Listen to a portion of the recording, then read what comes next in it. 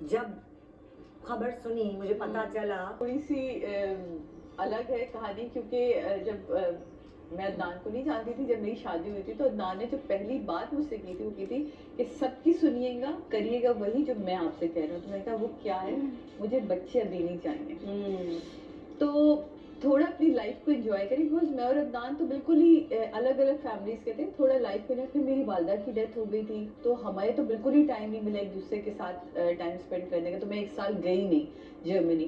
اب میں تو میرے دماغ میں بات بیٹھی تھی کہ اس کو ابھی بیبی نہیں چاہیے.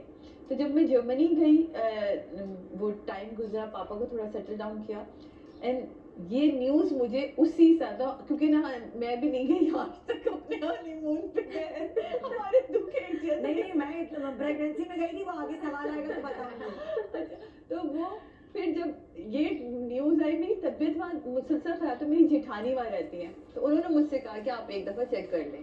میں کہا نہیں ایسا ہے. لیکن جب ہوا تو میں 1 گھنٹہ واش روم سے باہر ہی نہیں آئی تھی. مجھے ڈر تھا کہ اب میں بتاؤں گی تو اس کا ریئیکشن کیا آئے گا. اتنی میں ڈری ہوئی تھی کہ مجھے تو سمجھ نہیں. اینڈ جب میں آئی ڈرتے ڈرتے, میں نے آ کے میں کہا عدنان یہ آیا ہے.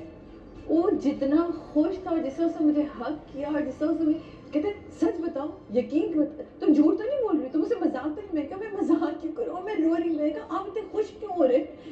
مطلب یہ خوشی کی بات ہے, تم پاگل تو نہیں ہو. میں نے کہا آپ نے تو مجھ سے کہا ارے وہ تو اس کے جذبات میں آدمی بہت کچھ کہہ جاتا ہے, لیکن تم یہ سوچو یہ واقعی, تم سچ بتاؤ.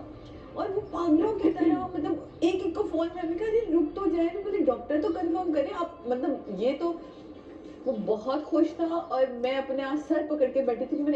میں نے چیک کیا ہے 10 ٹرپس میں پازیٹیو آیا ہے. تو انہوں نے بولا کہ نہیں آپ پریگننٹ نہیں ہیں.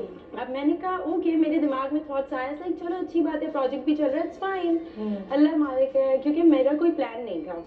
تو اس کے بعد پھر اسی وقت ان کو فوراً مل گیا بیبی ایک, اور پھر کہتی ہیں کہ وہ پھر اسی وقت ان کو دوسرا بھی دکھ گیا بیبی. اور پھر کیا تو کہہ رہی ہے, لگتا تھا کہ now I am ready for my own. تو اس لیے بہت زیادہ ایکسائٹمنٹ اس چیز میں تھی. لیکن as far as celebration is concern, مجھے نہیں پتا میں نے کچھ بہت زیادہ سیلیبریٹ کیا ہو.